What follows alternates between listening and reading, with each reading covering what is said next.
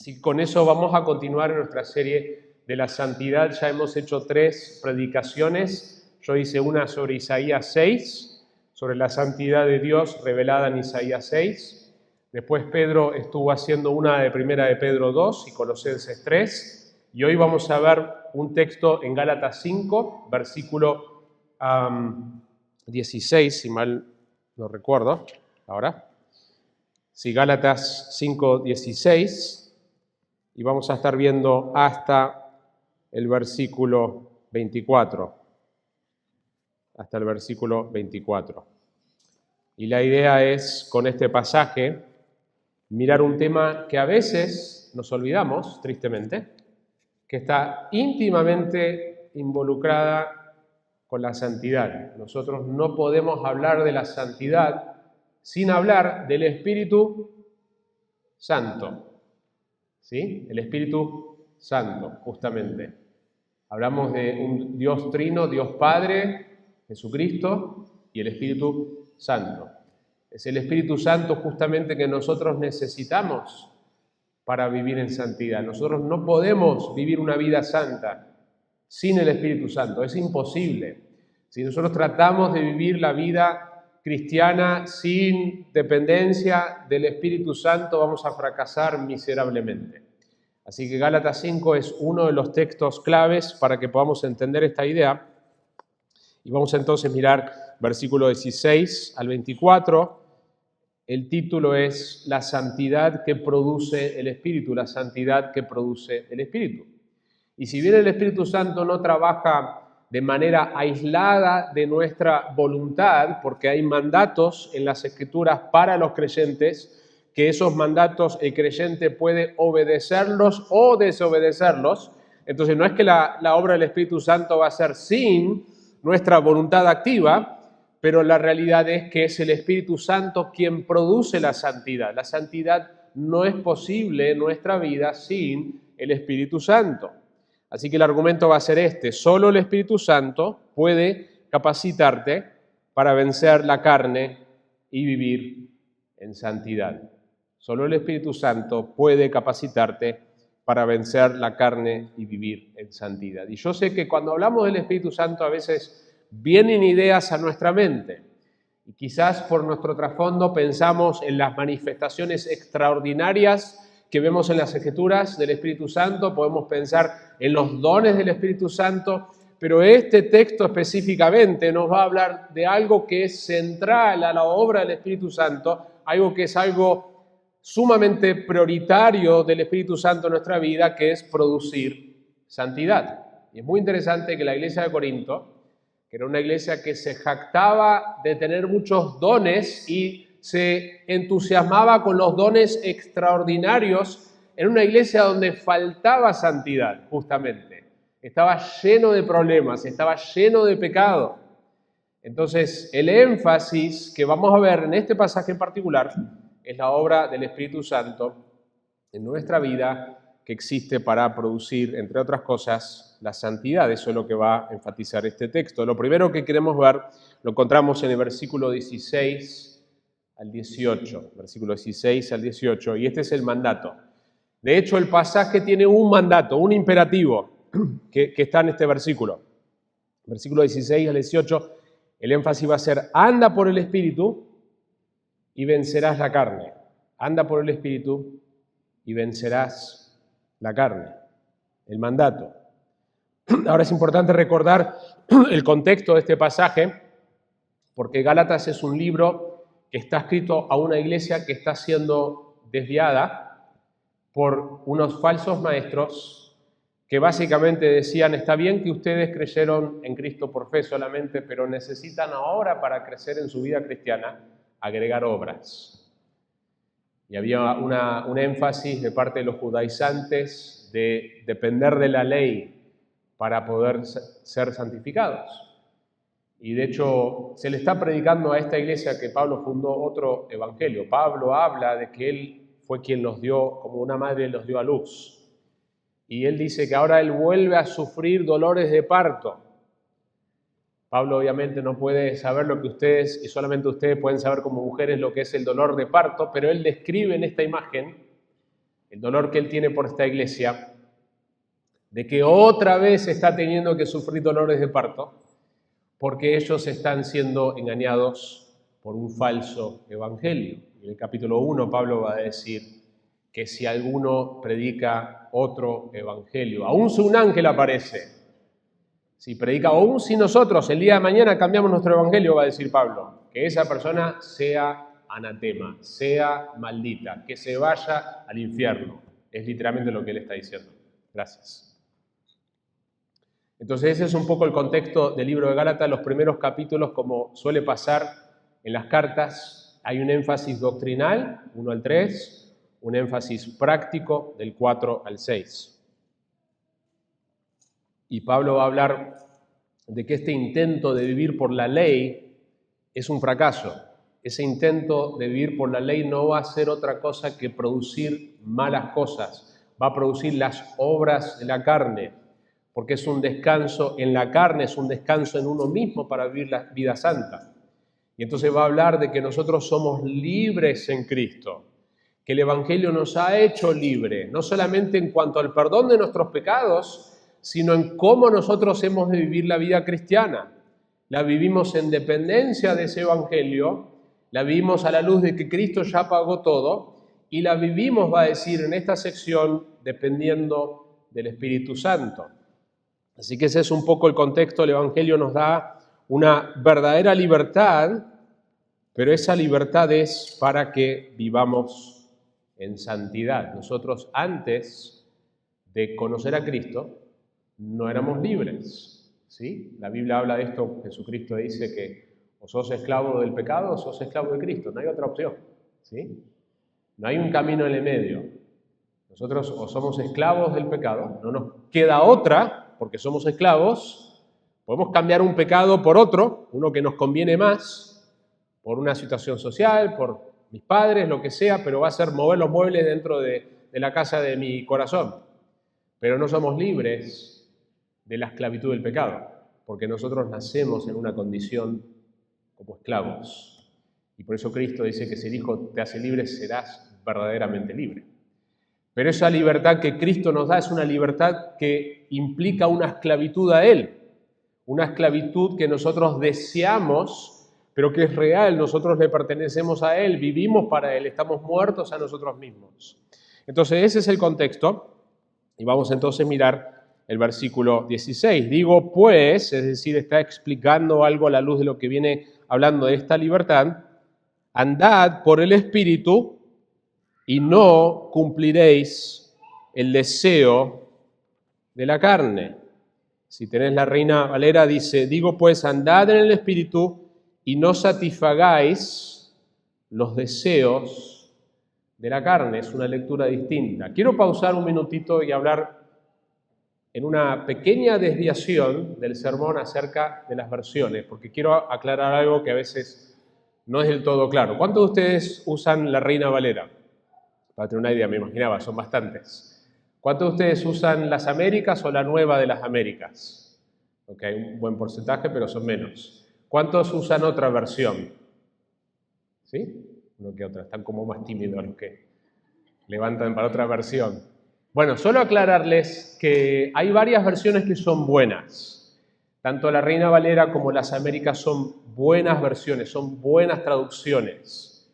El Evangelio está claro y la palabra de Dios está claro y son traducciones fieles, ¿sí? Entonces aclarar eso de que no es que hay una versión que es la perfecta, porque ninguna versión es perfecta, ¿sí? Pero sí hay objetivamente versiones que son mejores que otras en cuanto a su fidelidad al original y en cuanto a el tipo de manuscritos que usan. Es decir, nuestras Biblias traducidas al español son traducidas de lo que se llama una reconstrucción del texto original griego. Una reconstrucción del texto original griego. ¿Qué quiere decir esto? Que nosotros no tenemos la copia original. Cuando Pablo escribió por primera vez la carta de Gálatas, esa carta específica, la original que él escribió, no existe. Lo que existe son copias. Y esto es así con muchos libros antiguos, ¿sí? La copia, ahora salió en el cine una película que está basada en un libro de Homero, de la Odisea, esa copia no existe, la original. Ese es un libro clásico, la Odisea, la Ilíada, no existe. Porque en el tiempo esas copias, ese original se pierde, pero lo que hay es copias. Cuanto más copias y cuanto más cerca las copias del libro original, más fiel va a ser esa reconstrucción del original. Entonces, los que traducen, nosotros tenemos distintas versiones y nosotros afirmamos que virtualmente, esencialmente, nuestras Biblias en español son inspiradas porque son muy fieles al original, pero que en realidad lo que afirmamos que es inspirado sin error es el original. Entonces, nosotros tenemos reconstrucciones de ese original. Y según qué tipo de reconstrucción y qué tipo de manuscritos la traducción usa, va a ser más fiel. Entonces, la Reina Valera es una muy buena versión por varias razones. Los reformadores la usaron, pero en ese momento la cantidad de manuscritos que se usaron para esa versión es como 6 a 8 manuscritos.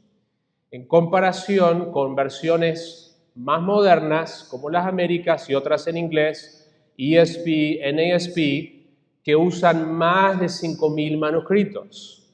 Cuantos más manuscritos, más capacidad voy a tener de poder asegurar que yo estoy acercándome al original. A veces en sus Biblias va a aparecer una nota, cuando hay como una diferencia textual, se le dice, y que abajo va a decir, algunos de los manuscritos más antiguos no contienen esta frase. Eso simplemente significa que cuanto más antiguo el manuscrito, más probable que lo que ese manuscrito dice sea la versión correcta versus lo que dice un manuscrito más nuevo. Yo sé que quizás todo esto no lo van a entender todos, pero simplemente quería hacer esta pequeña desviación porque en este texto hay algunas diferencias importantes entre la Reina Valera y las Américas. Esta primera diferencia no tiene que ver con los manuscritos, sí tiene que ver con una cuestión de traducción. La segunda diferencia que vamos a ver al rato es que cuando llegamos a la lista de las obras de la carne, las Américas tienen una lista de 15 obras de la carne y la Reina Valera tiene una lista de 17 obras de la carne, ¿sí? Entonces, finalmente no afecta a doctrina, porque de hecho las obras de la carne va a decir esta lista ni siquiera es completa, va a decir Pablo. Pero si queremos ser precisos, si queremos entender qué es lo que originalmente Pablo escribió, sí nos va a importar. Y la razón que hay esa diferencia entre 15 versos 17 es que la Reina Valera está usando otros manuscritos y la mayoría de los eruditos hoy coinciden que las Américas está usando mejores manuscritos. Ahora, mis hermanos, yo no estoy diciendo que tenés que abandonar tu versión de Reina Valera, no estoy empujando eso. Mi esposa todavía sigue con su Reina Valera, ama la Reina Valera, ¿sí? Y entiendo que hay cuestiones de preferencia, hay cuestiones de memorizaste versículos, te creaste con esa versión, está bien. Simplemente lo que yo estoy insistiendo es que a medida que creces en tu deseo de estudiar más las Escrituras, considera agregar en tu estudio la versión de las Américas. Porque de hecho en ocasiones va a haber momentos donde la Reina Valera va a traducir mejor que las Américas. Y eso es la ventaja de poder comparar versiones. Pero sí es verdad que normalmente las Américas dependen de mejores manuscritos y por eso tenemos dos listas distintas. Todo eso lo digo porque hay un par de cosas, pero la primera cosa que vemos acá es una diferencia de traducción, donde el texto específicamente las Américas dice, digo pues, andad por el Espíritu y no cumpliréis el deseo de la carne. La Reina Valera dice específicamente, no satisfagáis los deseos de la carne. Son dos cosas distintas. Y una de las razones de que los pastores debemos, cuando podemos, no todos tienen la oportunidad o la capacidad o las herramientas que debemos poder estudiar los originales, ¿cuál es la versión correcta? No es la que me gusta, no importa lo que te gusta, no importa lo que me gusta, en este versículo me refiero, sino qué es lo que Dios ha dicho de esta, porque son dos cosas distintas. Una cosa es decir, andad por el Espíritu y el resultado va a ser, no cumpliréis el deseo de la carne. Entonces, uno está hablando de, si haces esto, esto va a ser el resultado. La otra opción es la que plantea la Reina Valera, que dice, no hagas esto y tampoco hagas esto. ¿Sí? ¿Ven la diferencia? Digo, puedes andar en el Espíritu y no satisfagáis, es decir, un mandato también, El versículo 16 en la Reina Valera lo presenta como 2 mandatos. No hagas esto, haz esto, anda en el Espíritu, y no hagas esto. No satisfagáis los deseos de la carne. Las Américas lo presenta como un mandato y un resultado, ¿sí? Entonces, ahí donde las herramientas, el texto original nos ayudan, porque el griego es un imperativo, es un mandato, ¿sí? El énfasis en el texto original es esto, anda por el Espíritu y el resultado va a ser que no vas a cumplir el deseo de la carne. Y eso es muy distinto. Y la razón es que es muy distinto es porque no es la manera que Dios nos pide no cumplir los deseos de la carne, no es diciendo, ok, yo no voy a cumplir los deseos de la carne, por lo menos no en este pasaje, sino la manera que Dios nos pide que lo hagamos es andando por el Espíritu. Lo que este texto me está enseñando es que si yo me comprometo a andar por el Espíritu, el resultado va a ser que yo no voy a cumplir los deseos de la carne, porque es imposible. Si yo estoy caminando, andando, y ahora vamos a hablar más de qué es eso específicamente, si yo estoy andando por el Espíritu, no voy a satisfacer los deseos, no los voy a cumplir, ese va a ser el resultado. La realidad es que nosotros vemos que ese es el punto acá. Ese es el mandato, que nosotros debemos andar por el Espíritu y el resultado va a ser no cumplir los deseos de la carne. Versículo 17 nos habla, la primera parte, que hay una batalla. Dice, porque el deseo de la carne es contra el Espíritu y el del Espíritu es contra la carne, pues estos se oponen el uno al otro. Queridos hermanos, la vida cristiana es una batalla, lo he dicho muchas veces. Si Cristo no es tu Salvador y si Cristo no es tu Señor, no tenés una batalla. Literalmente no tenés una.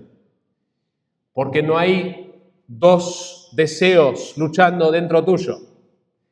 Puede haber un sentido de culpa, conciencia, que vos querés evitar ciertas cosas por la culpa, por la conciencia, pero no hay un deseo genuino, verdadero, dado por Dios, por el Espíritu Santo, de querer agradarle a Él por encima de todas las cosas. Eso no existe si Cristo no es tu Señor. No puede existir, porque estás esclavo a tu pecado. Por eso cantábamos, bien elegida una de las canciones, varias, pero esa que cantamos, que cambiaste nuestros deseos. La conversión no es simplemente que ahora yo empiezo a tratar de hacer las cosas bien. Antes las hacía mal y ahora trato de hacer las cosas bien. No, es que Dios cambia mis deseos. Esa es la realidad. Pero la conversión no significa que yo ya no tengo que luchar más. La conversión no significa que qué bueno que ya no tengo más la carne. Ojalá eso fuera cierto. Pero Dios ha decidido darnos algo, pero no nos ha quitado todavía algo. Cuando nosotros nos convertimos, Él nos da su Espíritu Santo, la carne sigue estando ahí. La misma carne, la misma naturaleza pecaminosa que nosotros teníamos antes de conocer a Cristo, todavía está ahí. El mismo pecado que moraba en nosotros antes de conocer a Cristo, todavía está ahí. Eso no ha cambiado, mis queridos hermanos. Por eso el cristiano puede cometer cualquiera de los pecados que aparecen en la Biblia. No hay ningún pecado que el cristiano no sea capaz de cometer porque la carne está ahí todavía. La capacidad está. Y lo vemos en las Escrituras. David era un verdadero creyente. Cometió adulterio y asesinato porque la carne está ahí todavía.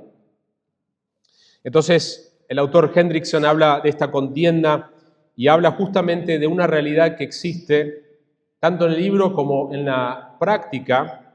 Hay 2 extremos que son extremos que no tienen que ver con el Evangelio. Una es la persona que es el libertino.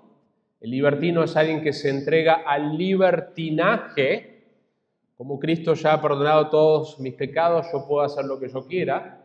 Ese es el concepto del libertinaje. Entonces, este libertino no experimenta este tipo de lucha debido a que sigue sus inclinaciones naturales. Y quien hace eso de manera regular finalmente es una persona que realmente no ha nacido de nuevo. Y después está el legalista, que es el otro extremo, que recuerda su pecaminosidad por la ley, pero no queriendo por un tiempo aceptar la gracia, lucha y lucha, mas sin conseguir la victoria o sin experimentar el sentido de un triunfo cierto y final. Está tratando de luchar con la ley. Con hace esto, no hagas esto. Pero el creyente, mientras está en la tierra, experimenta un conflicto agonizante en su propio corazón, pero en principio ya ha ganado la victoria, como lo testifica la presencia misma del Espíritu Santo en su corazón. Esta victoria será suya en una medida plena en la vida venidera. Entonces nosotros tenemos una batalla, esa batalla no se termina todavía. No hay un día que yo puedo levantarme y decir, gracias a Dios, hoy no tengo que luchar con mi carne, gracias a Dios, hoy no tengo que luchar contra mi pecado. Gracias a Dios que las obras de la carne, las 15 que describe en estos versículos, ninguna de ellas me va a afectar porque hoy ya finalmente eso no existe. De este lado del cielo, nosotros vamos a luchar con nuestra carne hasta que Cristo vuelva. Pero debemos luchar, esa es parte de la vida cristiana. Pero esta lucha, el texto nos va a hablar, no la hacemos en nuestra propia capacidad. Es algo que nosotros hacemos en dependencia del Espíritu de Dios. Por eso no es simplemente que el texto nos dice no hagas esto, sino al contrario, la manera de luchar tiene que ver con algo positivo. Anda por el Espíritu, camina por el Espíritu, depende del Espíritu Santo. Deja que Él controle tu corazón, tu mente, tu voluntad. Y el resultado va a ser esto. Entonces no es simplemente algo negativo, sino es algo positivo que nosotros debemos hacer. La pregunta es, ¿qué es esto de andar por el Espíritu? ¿Qué significa eso? ¿Y cómo lo hacemos en la práctica? Bueno, Juan 15 nos da una pista de la realidad de la unión que nosotros tenemos. Nosotros fuimos unidos a Cristo por medio del Evangelio y por medio del nacimiento nuevo. Juan 15, 4 y 5 dice, permaneced en mí y yo en vosotros. Como el sarmiento no puede dar fruto por sí mismo si no permanece en la vid, así tampoco vosotros si no permanecéis en mí. Yo soy la vid, vosotros los sarmientos, el que permanece en mí y yo en él, ese da mucho fruto, porque separados de mí nada podéis hacer. Cristo habla de su permanencia, porque la Biblia dice que no solamente el Espíritu Santo mora dentro nuestro, sino que el Hijo de Dios mora dentro nuestro. Pero el énfasis de Gálatas va a ser el fruto que el Espíritu Santo produce en nosotros por medio de andar en Él, y en otro lenguaje Cristo habla de permanecer en Cristo, que estamos conectados con Él, estamos en una relación de dependencia por medio de las Escrituras, que cuando las leemos no las hacemos simplemente como un ejercicio intelectual, no las hacemos simplemente como un hábito religioso, pero lo hacemos porque queremos tener comunión con nuestro Dios, por medio de su palabra, por medio de su Espíritu, por medio del Evangelio. Y cuando oramos, estamos orando a la luz de la palabra de Dios por nuestro deseo genuino de caminar con Él. Necesitamos de Él para arrancar el día, necesitamos de Él durante el día. El autor Donald Whitney hablaba de estas pausas, estos retiros de 1 minuto durante el día de oración, donde anima al cristiano, además de su tiempo más extendido de estar con el Señor, de pausar en el día y orar 1 minuto.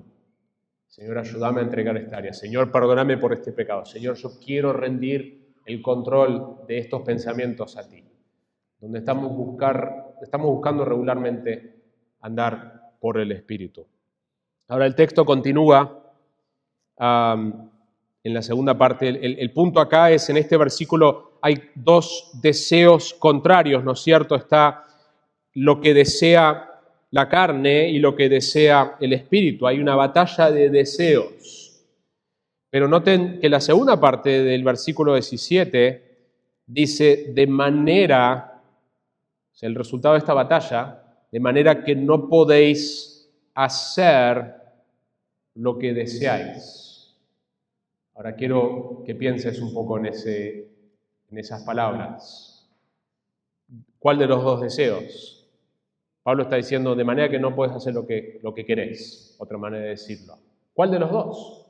Porque acaba de hablar del deseo de la carne y acaba de hablar del deseo del espíritu. ¿Cuál de esos dos es el que no podemos hacer?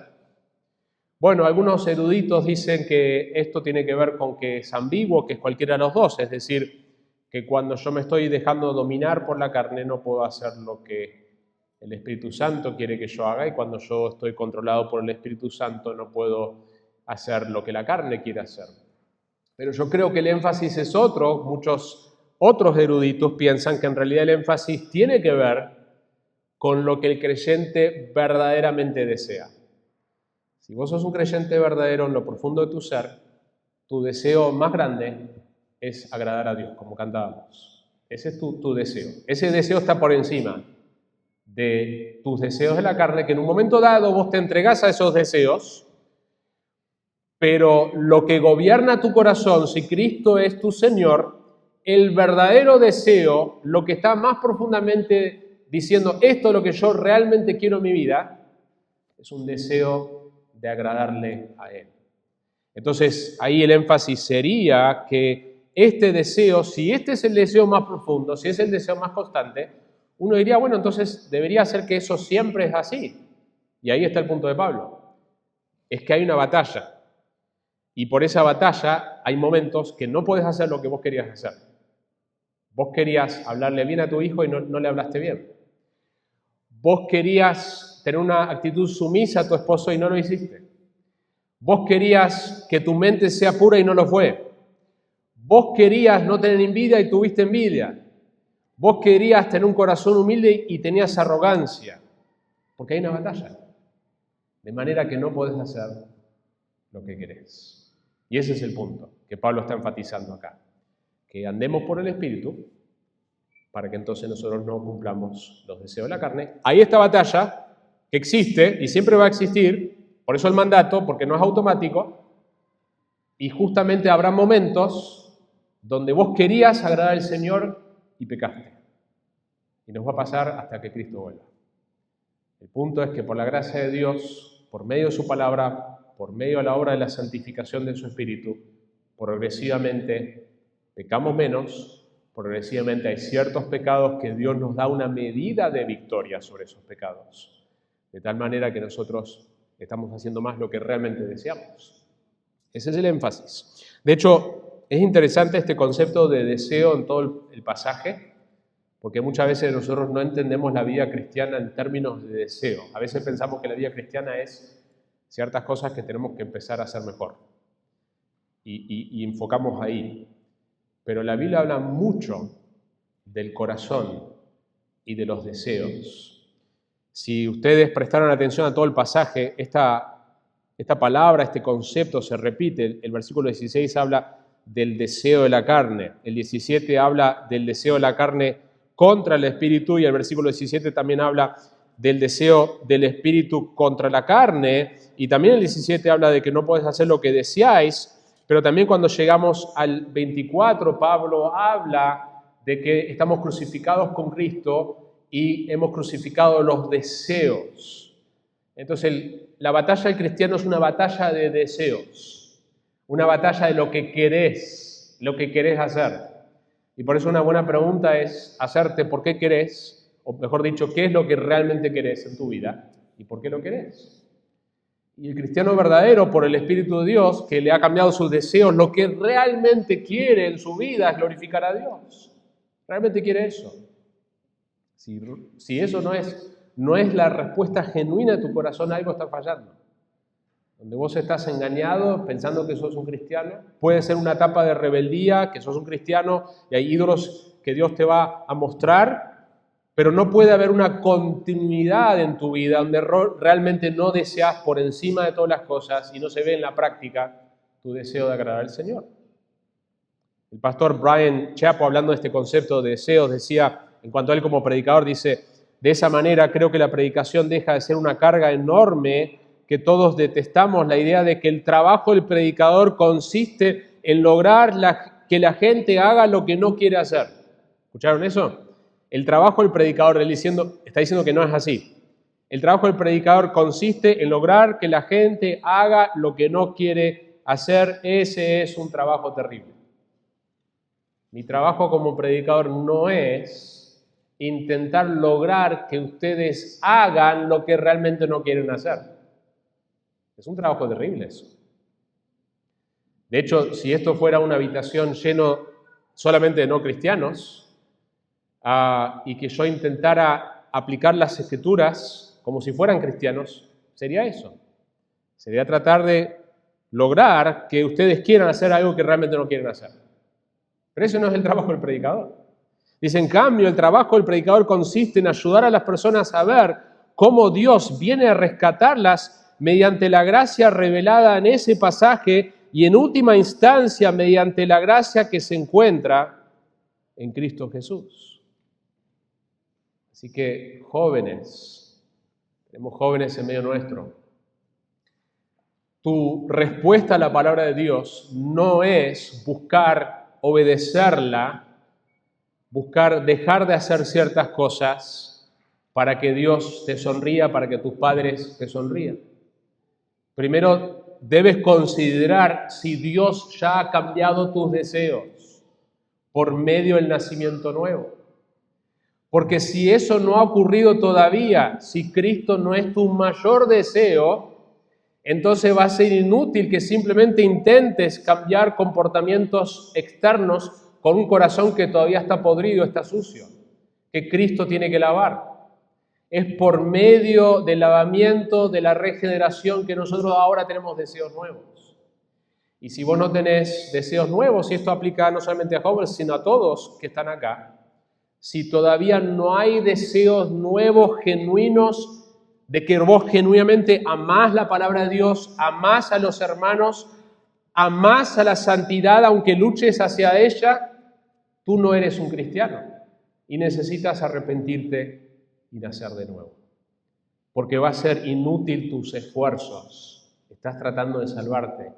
Aunque tengas el conocimiento, estás tratando de la gracia de Dios, estás tratando de salvarte por obras. Miren cómo continúa el versículo 18.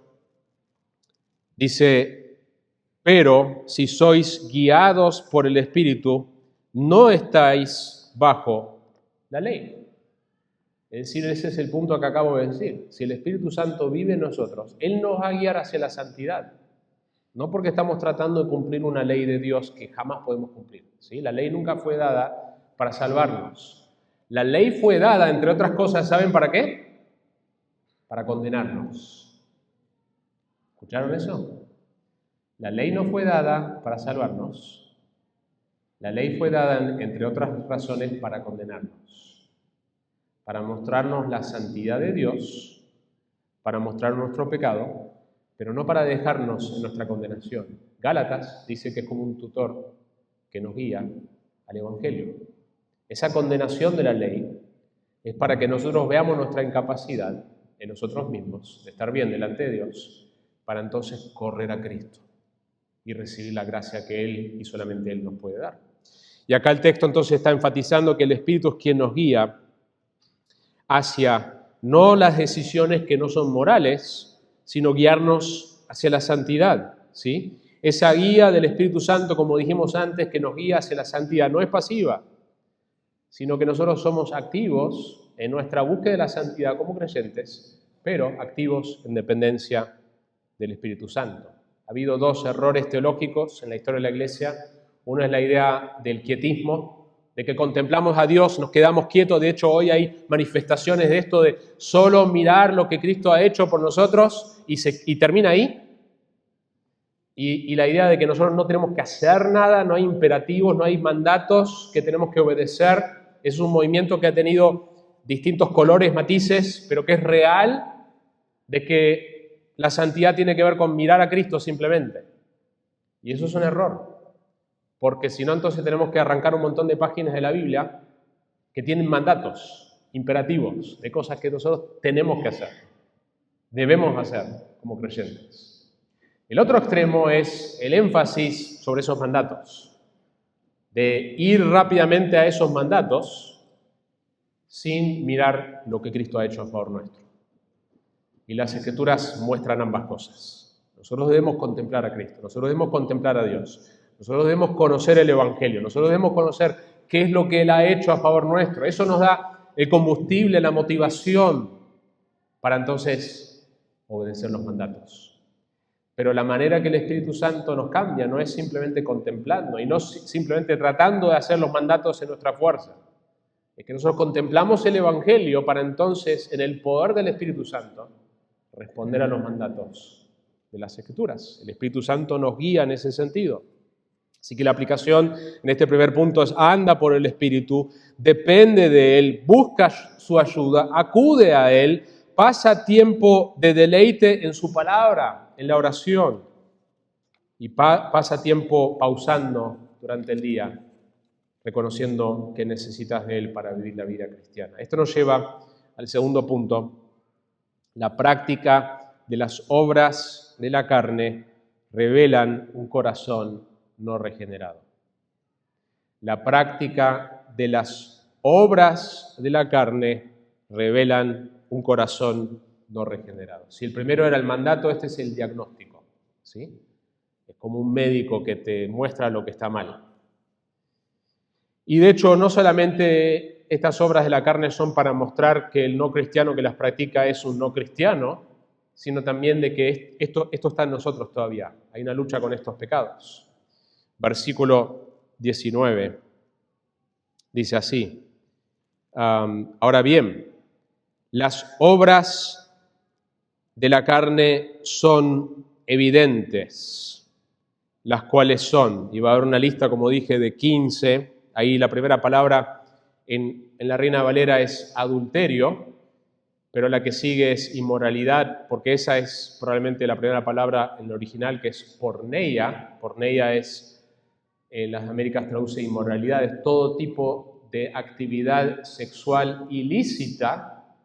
Dicho de paso, Dios nos dio buenos deseos sexuales para ser manifiestos en el contexto del matrimonio, y esto hay, como dijo Pedro otro día, esto hay que hacer bien claro, de un hombre que nació biológicamente hombre y una mujer que nació biológicamente mujer, que son unidos en el matrimonio para entonces disfrutar en ese contexto lo que Dios ha dado como algo bueno.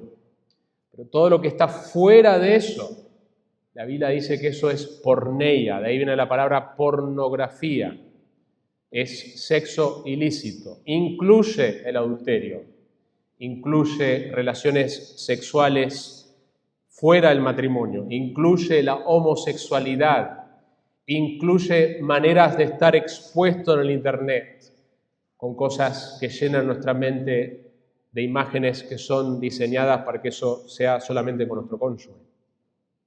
Lo que va a hacer acá, Pablo va a darnos una lista. La primera parte son 3 obras que tienen que ver con cosas sexuales, después son 2 que tienen que ver con lo sagrado y 10 con lo social. Y pueden recordar con la S, sexuales, sagrados y sociales.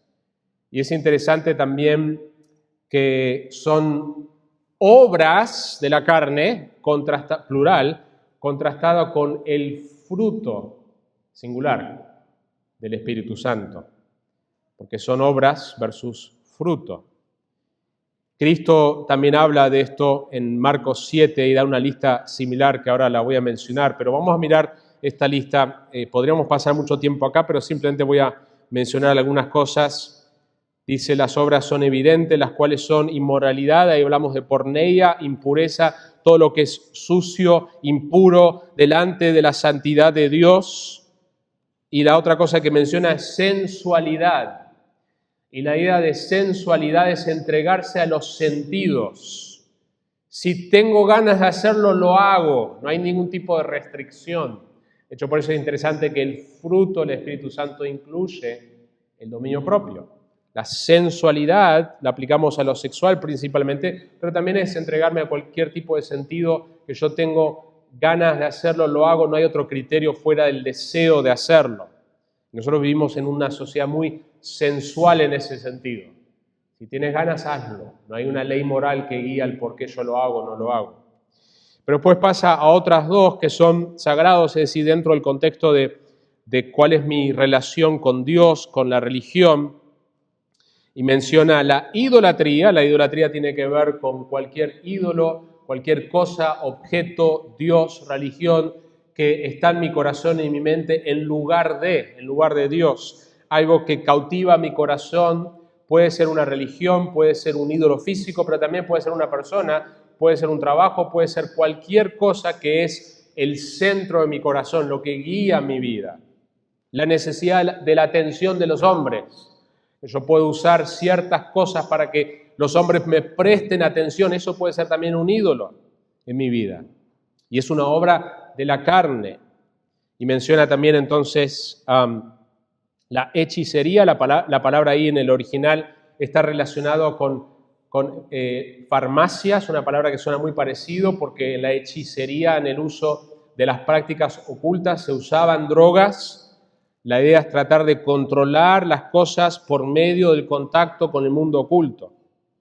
Y después pasa una lista de 10 cosas: enemistades, pleitos, celos, enojos, rivalidades, disensiones, sectarismos, envidias, borracheras. Las últimas dos también, aunque son sociales, tienen que ver con el mal uso del alcohol, porque la orgía, que era algo de un desenfreno sexual, también estaba asociada con el alcohol.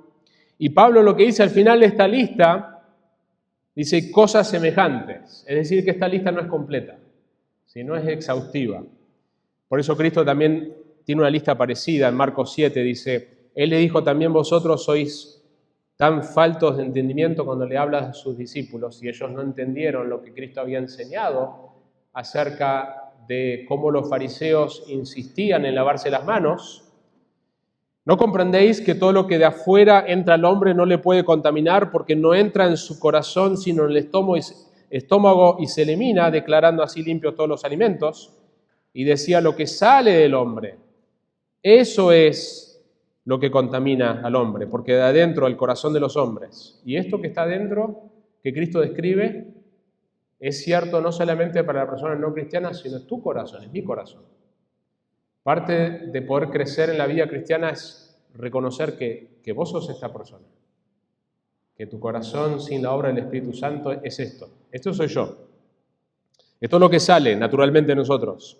Los malos pensamientos, fornicaciones, robos, homicidios, adulterios, avaricias, maldades, engaños, sensualidad, envidia, calumnia, orgullo, insensatez.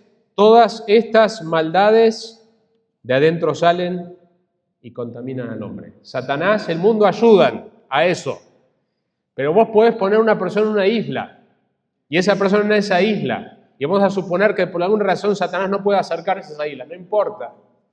Sigue estando ese corazón ahí, con esa capacidad, ¿sí? Lo que Satanás hace es aprovecha y tienta y susurra y da mentiras y nos tientan lo que ya está ahí. Y el mundo también, el mundo es un río con una potencia enorme que nosotros buscamos nadar en contra, pero tenemos una carne que quiere estar en ese río, que quiere ir en ese camino. Por eso si estás en Cristo no tenés chance de luchar en contra de ese río, porque no tenés el Espíritu de Dios.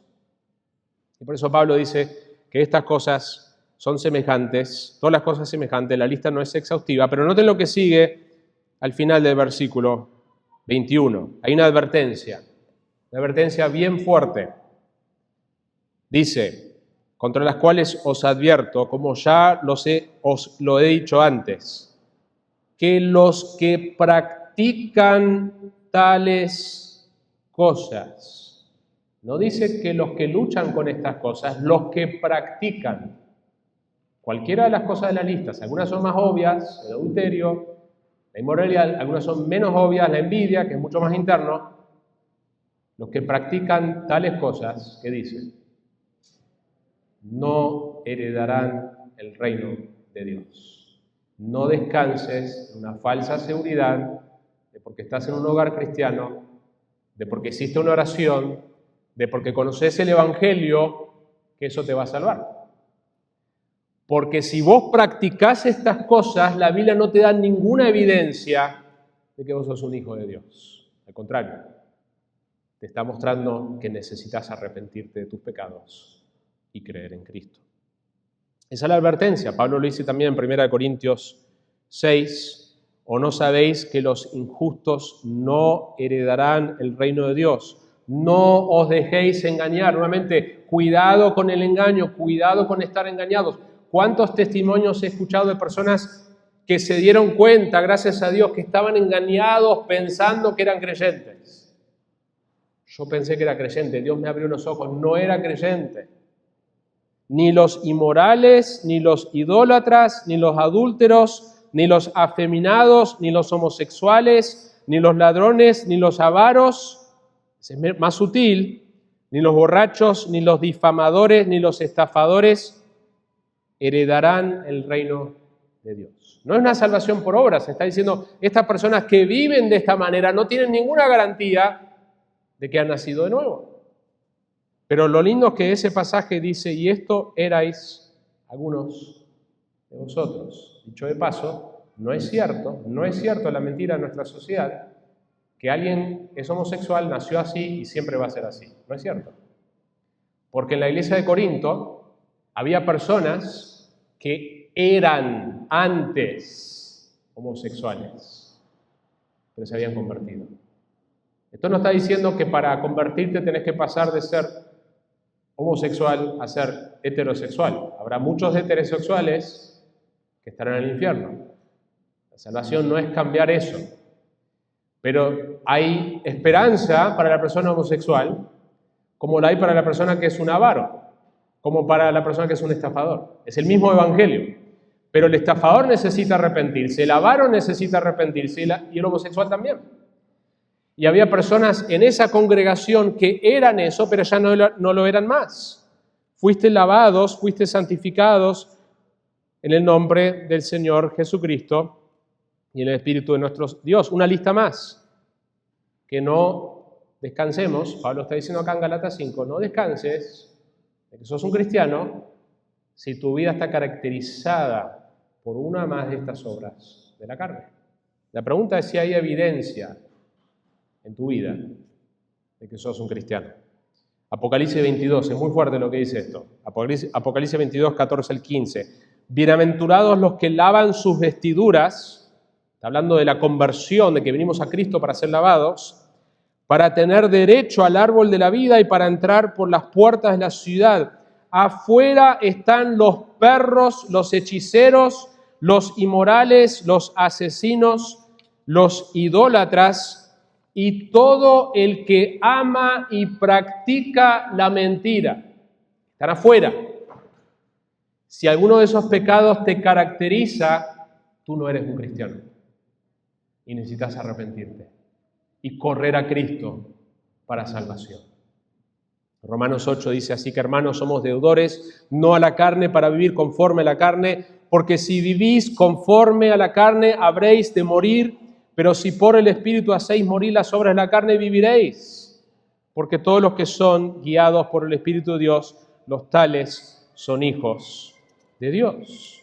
El punto es que la libertad que tenemos ahora en el Evangelio es que tenemos el Espíritu de Dios y podemos alimentar nuestra vida espiritual y no la carne. Antes de convertirme yo no tenía una vida espiritual. Estaba muerto en mis delitos, como escuchamos hoy en la lectura. No había nada para alimentar, porque no hay una vida ahí, hay muerte solamente. Hablaba con alguien no hace mucho de que iba a estar en contacto con no cristianos en un ministerio y decía, tu trabajo va a ser resucitar a los muertos. Es un trabajo imposible. Cuando a nosotros nos toca ministrar a no cristianos, esencialmente estamos buscando resucitar a muertos. Y eso solo lo puede hacer el Señor. Y de hecho, cada vez que yo predico el domingo, yo sé que hay muertos espiritualmente en medio nuestro, que Dios los conoce. Y ese es el trabajo del Espíritu Santo, pero el predicador busca que esos muertos sean resucitados por medio de su palabra y por medio de su Espíritu.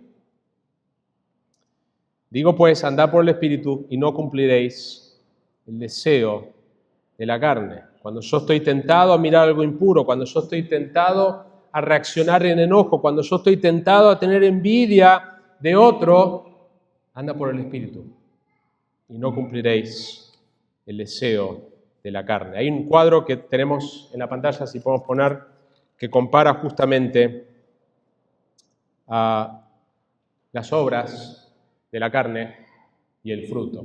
Dejo que lo miren, si quieren pueden sacar una foto, pero son cosas que ya compartí, simplemente mostrarles que hay un contraste en todo este pasaje de lo que Pablo nos quiere ayudar a ver acá, en este texto. Y esto nos lleva al tercer punto. El fruto del Espíritu revela una vida unida a Cristo que ha crucificado la carne.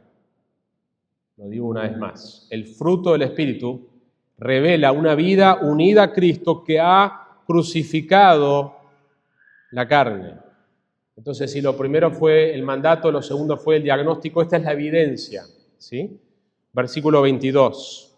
Más, contraste, el fruto, noten que es singular, es un solo fruto, no son 9 frutos, es un fruto del Espíritu Santo, ¿sí? Hay 9 características de este fruto, es amor, gozo, paz, paciencia, benignidad, bondad, fidelidad, mansedumbre, dominio propio, contra tales cosas no hay ley.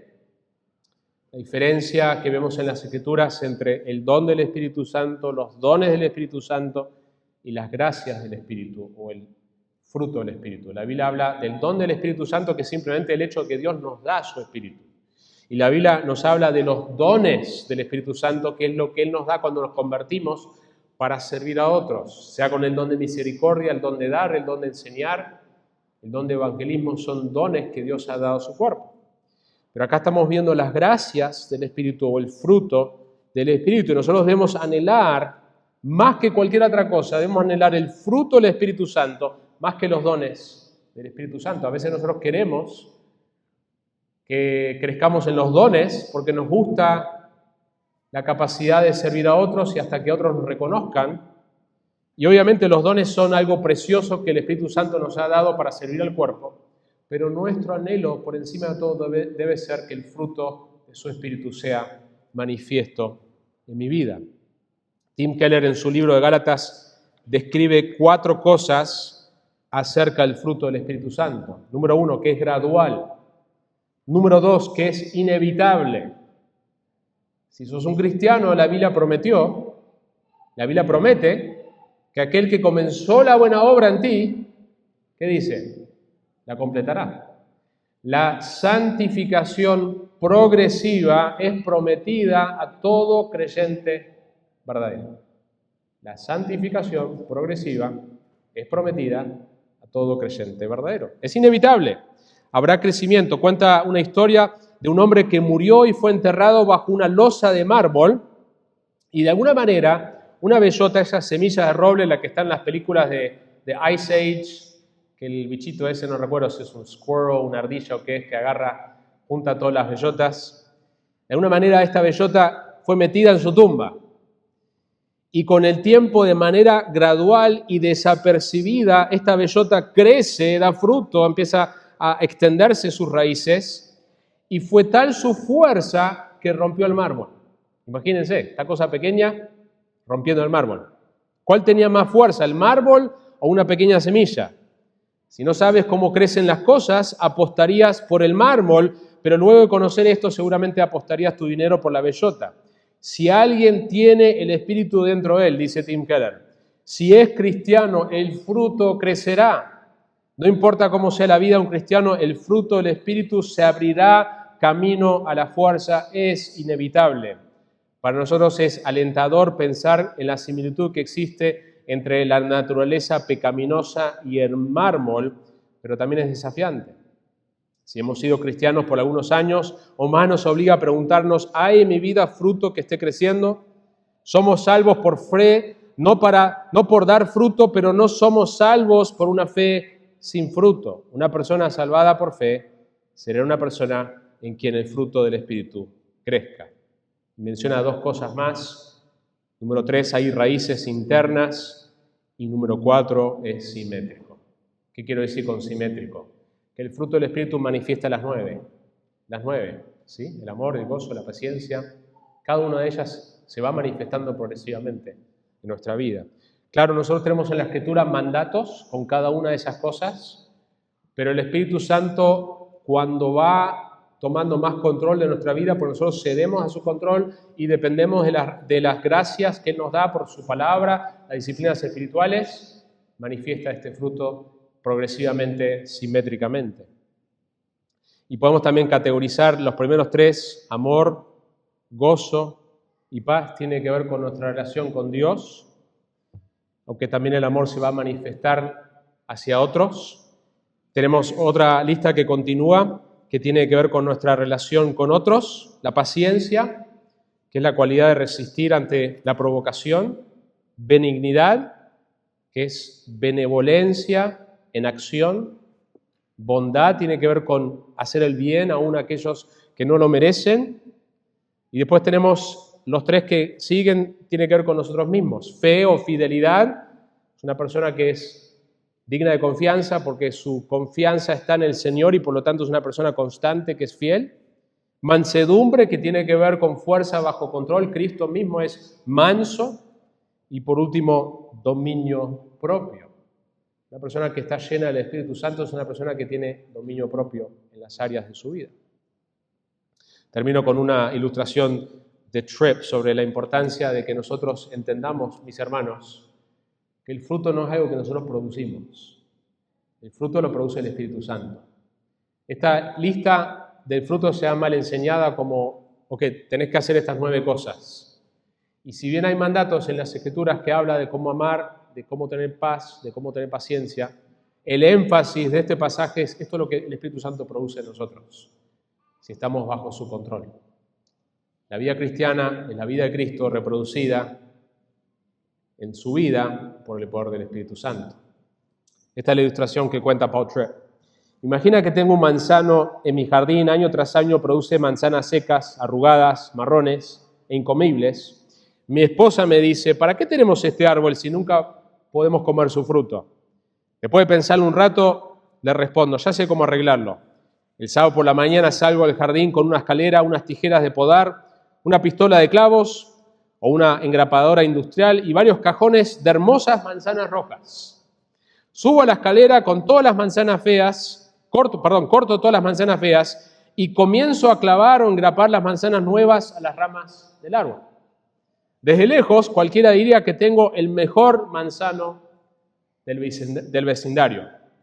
Pero ¿qué va a suceder unos días después? Las manzanas clavadas comenzarán a pudrirse porque no están unidas a la vida del árbol. Y al año siguiente, ¿qué volverá a producir ese árbol? Exactamente las mismas manzanas malas de siempre. ¿Por qué? Porque el problema nunca estuvo en el fruto, el problema estaba en el árbol, en sus raíces. Así que, queridos hermanos, es el fruto que el Espíritu Santo quiere producir en nosotros. Nosotros debemos depender de Él, andar en Él. Filipenses 2 dice: así que, amados míos, tal como siempre habéis obedecido, no solamente en mi presencia, sino ahora mucho más en mi ausencia, ocupaos en vuestra salvación, no para, sino en vuestra salvación que ya tienes, con temor y temblor, porque Dios es quien obra en vosotros tanto el querer como el hacer, para su beneplácito.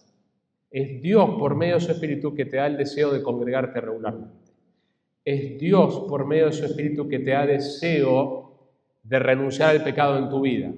Es Dios por medio de su Espíritu que te da el deseo de amar a tus hermanos, de estudiar las Escrituras. Es Él. Y nosotros debemos acudir a Él de manera constante. Solo el Espíritu Santo puede capacitarte para vencer la carne y vivir en santidad. Oramos.